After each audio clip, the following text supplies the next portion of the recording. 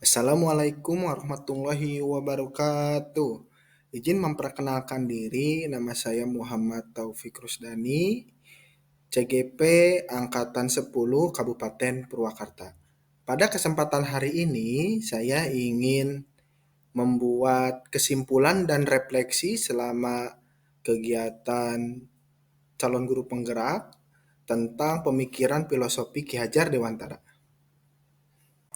Sebelum mempelajari filosofi pemikiran Ki Hajar Dewantara, saya mengira pembelajaran yang saya lakukan di kelas dengan memberikan dan menerangkan materi saja, kemudian memberikan tugas pada anak itu sudah sesuai dengan kurikulum dan tujuan pembelajaran.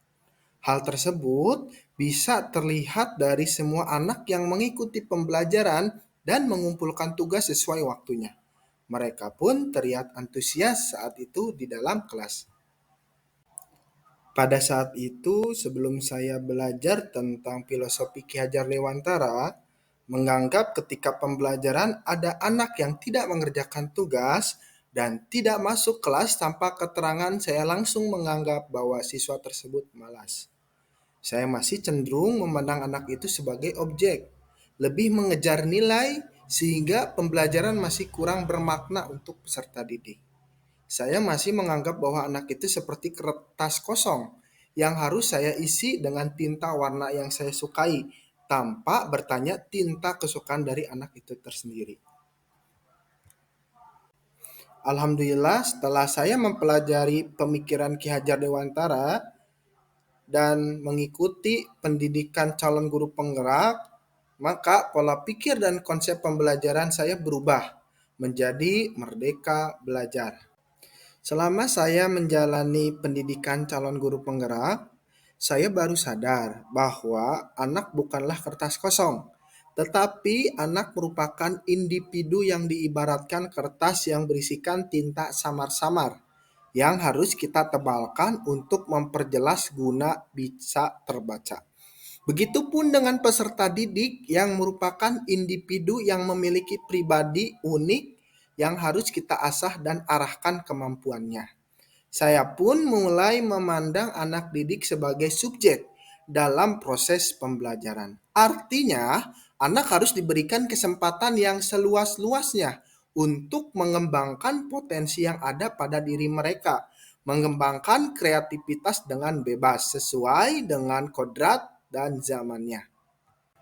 Saya mulai menerapkan pembelajaran berdasarkan sistem Among, di mana dalam sistem Among, peran guru adalah sebagai penuntun, membimbing segala kodrat yang ada pada diri anak, menuju pribadi yang selamat dan bahagia. Dengan mengusung nilai dan budaya lokal Indonesia, serta menuntun budi pekerti seorang anak dengan memberikan contoh teladan. Sebagai guru, saya pun menggunakan sistem pembelajaran berasaskan trilogi pendidikan. Yang pertama, Ingarso Sung Tulodo. Guru di depan memberikan contoh yang baik atau teladan yang baik untuk peserta didik. Yang kedua, Ing Madia Mangun Karso. Guru di tengah memberikan semangat, kemauan untuk menciptakan karya peserta didik. Dan yang ketiga, Tuthuri Handayani. Guru di belakang memberikan dorongan dan motivasi untuk belajar. Saya berusaha secara maksimal melakukan pembelajaran berdasarkan dengan kodrat keadaan peserta didik.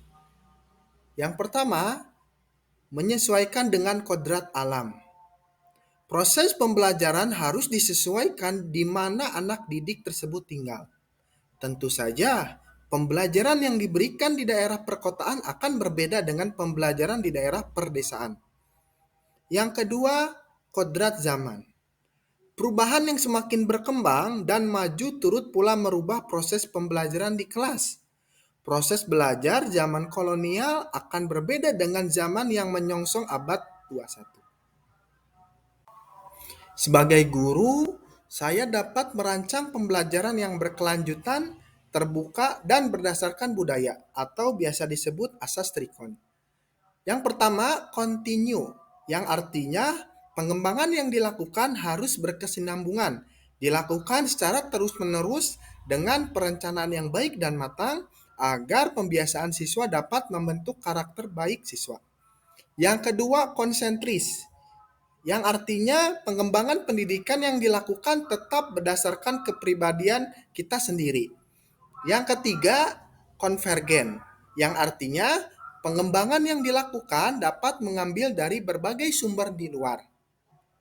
Hasil pembelajaran adalah pembentukan karakter murid, di mana terbentuknya kecerdasan berpikir murid harus juga berjalan seimbang dengan berkembangnya budi pekerti atau watak murid.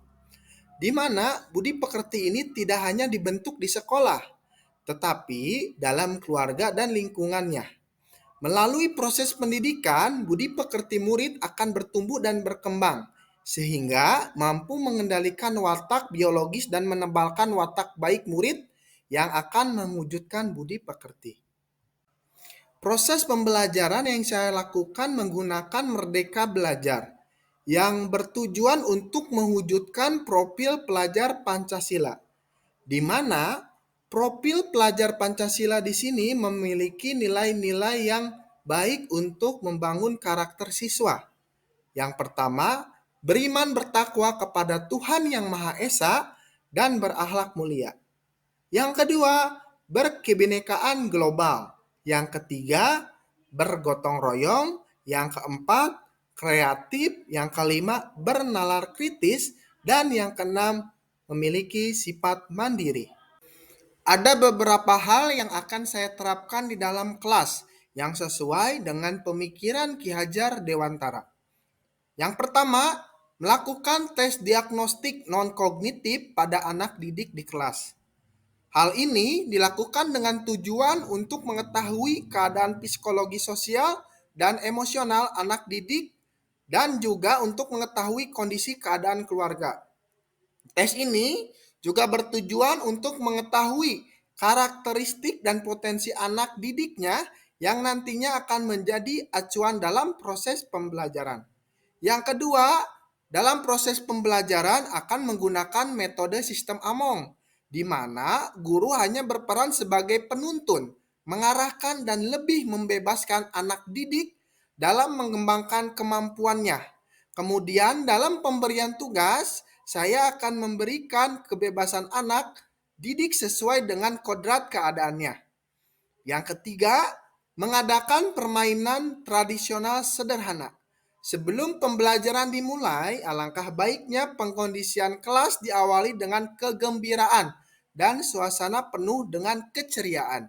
Salah satunya dengan permainan atau tepuk semangat untuk anak agar terciptanya bonding antara guru dan siswa sebelum pembelajaran dimulai. Dan yang keempat, proses pembelajaran yang terintegrasi dengan nilai budaya lokal selama proses pembelajaran dari awal sampai akhir dengan asas trilogi yang dilandasi dengan kebudayaan lokal Sunda, Sili Asah, Sili Asih, dan Sili Asuh. Agar terwujudnya tujuan pembelajaran yang sudah dirancang, Tri Pusat Pendidikan itu dibagi menjadi 3. Yang pertama, lingkungan keluarga. Yang kedua, lingkungan sekolah. Dan yang ketiga, lingkungan masyarakat.